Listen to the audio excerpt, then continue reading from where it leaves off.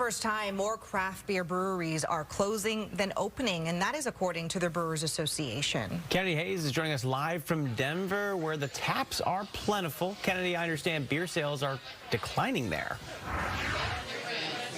Hi, Matthew and Hannah. Well, yes, even though Colorado has the fourth most breweries per state, just behind Pennsylvania, New York, and California, it actually saw some of the most closures last year. That's according to the Brewers Association. And now some of the only small breweries surviving are either brand new or getting really creative.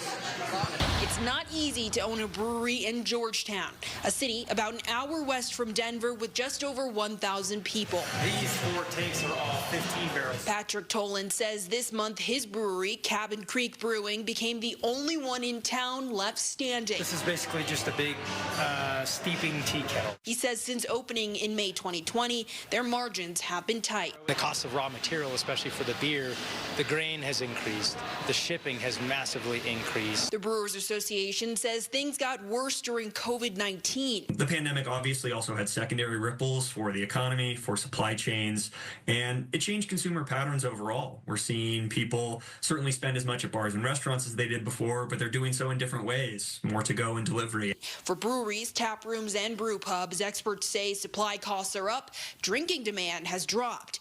Nationally, beer sales were down 2% last year. In Colorado, it's more than 3%. I think we're seeing some of the underdeveloped markets, the South and the Southeast, where there's still more growth opportunities, and we're still seeing breweries do a little bit better.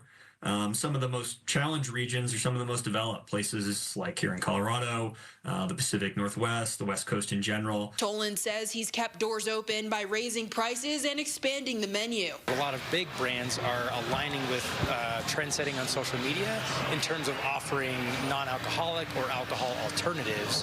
We've had to do the same. And especially after dry January, some brewery owners tell me they are really hoping that Super Bowl Sunday will kick up their sales. In Denver, Kennedy Hayes, Fox 13 News.